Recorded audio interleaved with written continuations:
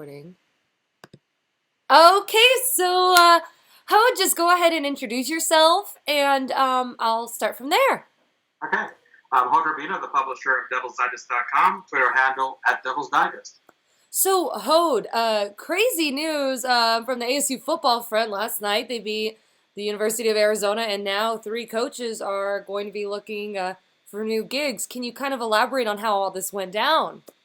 Well, I think it wasn't really a sudden decision, and obviously, after such a big win against your arch rival, you're not going to make such a dramatic decision such as this. It's something that's been in the making. Herm Edwards, contrary to popular belief, very much has a hand on the pulse of his coaching staff. He's somebody that is really involved with every aspect of his coaching staff, every aspect of his program, to be honest. And he really did not like the direction this ASU offense was going in.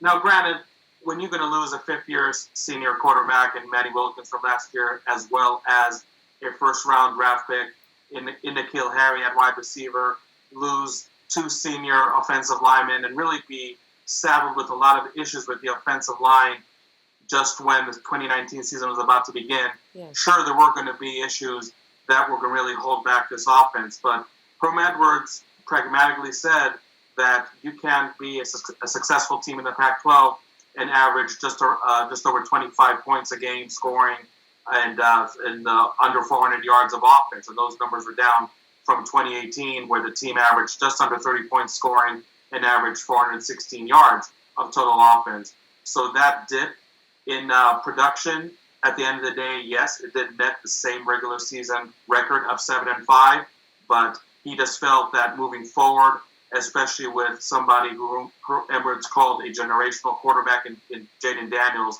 he felt that the coaching staff, the program, would be better served with a new leadership on the offensive side of the ball. The guys that he's brought in so far, the Antonio Pierce, the Kevin Mawai, do you think he's going to be moving in that type of direction, or what kind of coach would fit the Herm Edwards model?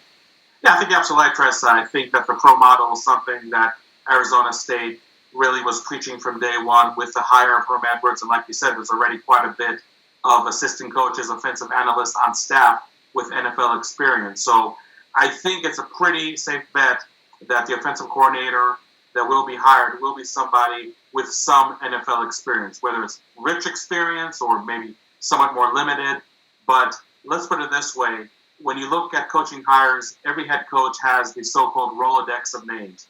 And you better believe that Herm Edwards' Rolodex is pretty thick, pretty expansive. So he has a lot of good names to choose from. I think Arizona State, and everybody talks about the sleeping giant that this program is a destination that's going to be very attractive to a lot of coaches. Herm Edwards is known as a very easy head coach to work with as long as you're getting the job done.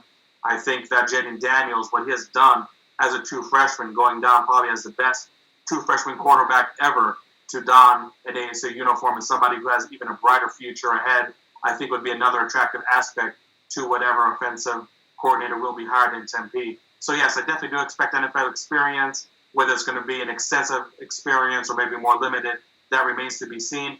And by the way, some projection on my end, don't be surprised if offensive analyst Derek Hagan, who has NFL experience, may be promoted to wide receivers coach. Don't be surprised if graduate assistant Mike Burko, somebody who has been absolutely instrumental in the development of Jayden Daniels this year, might be promoted to quarterbacks coach. I think Herm Edwards is somebody who is not shy of making bold moves. Again, those two hires, if they were to happen, definitely would fit the NFL model. So I think all in all, you can kind of maybe see what kind of direction this offensive staff hiring is going to go in. And again, it's really going to be true to what Herm Edwards wanted to do from day one since arriving in Tempe. That was going to be my next question, if there was any possibility of it being an in-house hire when he came to the staff, right? He offered the job to Billy Napier and then kind of wanted to keep some of the guys around. So do you think he would be totally comfortable putting guys like Hagan and Burko in positions to be official coaches? In positions to be assistant coaches, yes. But as far as offensive coordinator, obviously those two definitely have some more experience they need to gain under the belt to be an offensive coordinator. So pure speculation on my end, but I could see the new offensive coordinator also being the tight ends coach, replacing Donnie Yantis, and then having Derek Hagan as a wide receivers coach and or Mike Bercovici as a quarterbacks coach. I think there's no way you can overstate the value of having a former quarterback be your quarterback's coach. And I know that a lot of times the offensive coordinator and the quarterback's coach is the same title, dual responsibilities, if you will.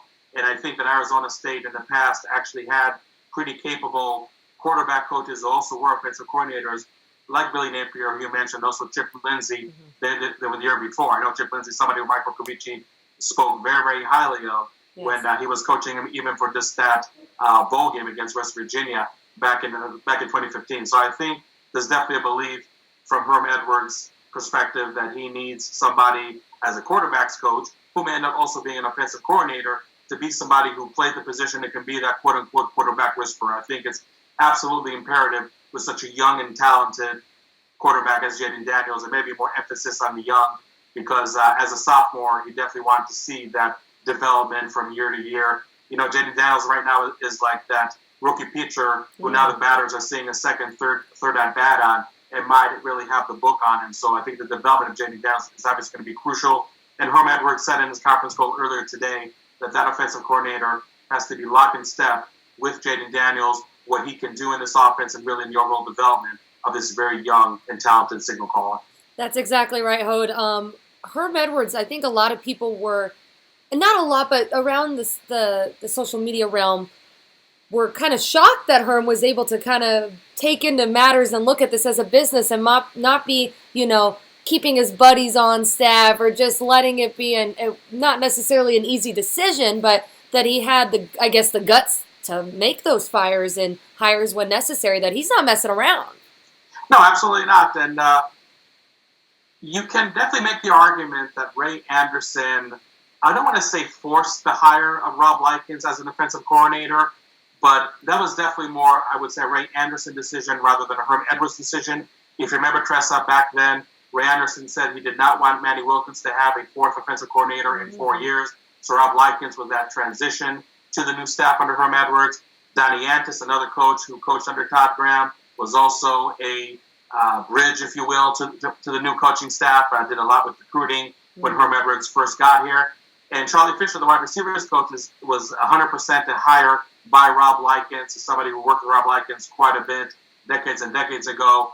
And to me, it was a given that if Rob Likens was no longer going to be part of the staff, that Charlie Fisher was unfortunately cuffed to him, if you will, and was also not going to be part of the staff going forward. So, yes, a bold move by Herm Edwards. But again, I think when you look at the history of those hires, those weren't Herm Edwards hires as defensive coordinator Danny Gonzalez, linebackers coach Antonio Pierce, definitely, and Kevin Mawai even as an offensive analyst, for example. So you definitely make that distinction between the Herm Edwards hires and the hires that were kind of grandfathered in or maybe were not under Herm Edwards' control, at least for the time being. And I think that definitely the onus on you to really produce at a high level is obviously much higher when the head coach is not the one hiring you. That's just the harsh reality of the brutal business sometimes of college football coaching, which is why we're here today talking about this news. You look at recruiting perspective. How do you think the firing of these three coaches will affect potential recruits? I saw something about Chad Johnson that you had mentioned, but do you see it necessarily being in a negative light, or people more backing the Herm Edwards train regardless of who he has on his staff? I think by a large stressa that this is not going to affect recruiting at all. I'm not diminishing what the three coaches that are no longer on staff contributed to recruiting, but if you were being brutally honest here, I think the contributions of the remainder of the staff, and again, obviously having Herm Edwards as a head coach, charismatic personality, again, having that rich NFL background, to go ahead and tell recruits, we have coaches on the staff that have been there, done that when it comes to NFL experience. We can show you the way. We can't just talk about theories. We can actually talk about words and actions, as Herm Edwards likes to say. So I don't think that's going to really affect the recruiting class at all. The words that Chad Johnson Jr. Told me earlier today, which I tweeted out, I think were very, very sincere. He said Herm Edwards is going to bring something crazy in. And when he means crazy, I think it's going to be a hire that's going to, I'm not going to say send shockwaves, but it's going to move the needle somewhat. Again, going back to an earlier point, definitely NFL experience. At the end of the day, that's what's going to resonate the most, especially with the higher caliber recruits that are joining this 2020 class for the Sun Devils. So no, I don't think the recruiting class is going to be affected one iota. And you can rest assured that Herm Edwards and his staff gave long and hard thought what implications, if any, those staffing changes would have on the recruiting class. They feel very comfortable that it's not going to change it, even in a minimal aspect. They really think it's going to have no change whatsoever. The proof's going to be in the pudding when signing day rolls by December 18th, and then the later signing date, the first Wednesday of February. But right now, I don't see this really affecting the recruiting class and as far as the quality that we're expecting to see in Tempe. Sure. 1 second. So, Hode, that leads me to my next big question. What are some names that you could see being in this potential pool of hires for the coveted offensive coordinator job here at Arizona State?